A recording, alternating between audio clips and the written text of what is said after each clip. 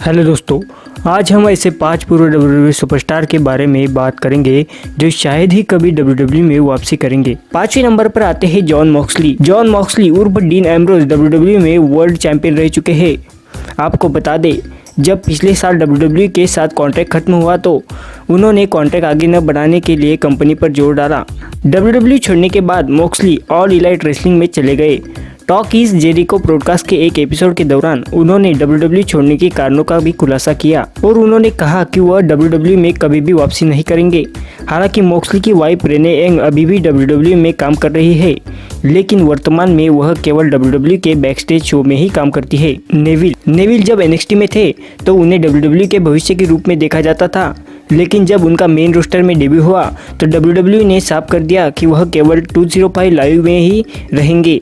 Neville को company का यह निर्णय पसंद नहीं आया और उन्होंने कंपनी को छोड़ने का फैसला किया। जब नेविल ने 1 साल तक WWE में वापसी नहीं की तो उन कंपनी ने उन्हें रिलीज करने का फैसला किया। कंपनी द्वारा रिलीज करने के बाद नेविल ऑल इलाइट रेसलिंग में चले गए, जहां उन्हें पैक के नाम से जाना जाता है।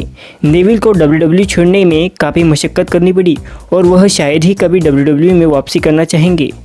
तीसरे नंबर पर आते हैं ब्रॉडी ली उर्फ लूक हार्पर पूर्व इंटरकॉन्टिनेंटल चैंपियन रह चुके हैं और कुछ हफ्ते पहले ऑल इलाइट रेसलिंग में उन्होंने ब्रॉडी ली के रूप में डेब्यू कर सबको चौंका दिया। ब्रॉडी ली WWE में काम करके काफी खुश थे, लेकिन जब क्रिएटिव टीम ने उनकी खराब बुकिंग करना शुरू कर दिया तो ब्रॉडी ली ने कंपनी छोड़ने का फैसला किया और वह शायद ही कभी WWE में वापसी करना चाहेंगे। दूसरे नंबर पर आते हैं रायबैक एक समय पर WWE के लोकप्रिय सुपरस्टार में से एक हुआ करते थे और उन्हें WWE छोड़ने का भी मुख्य कारण यही था।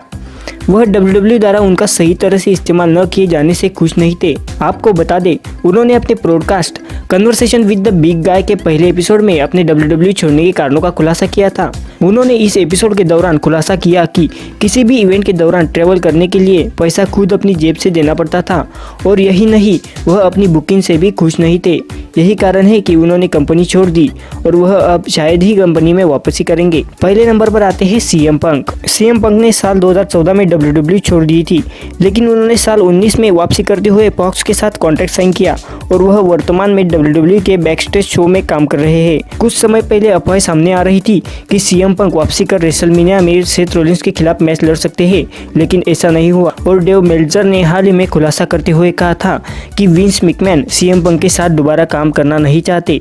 यही कारण है कि शायद CM पंक में वापसी नहीं करेंगे।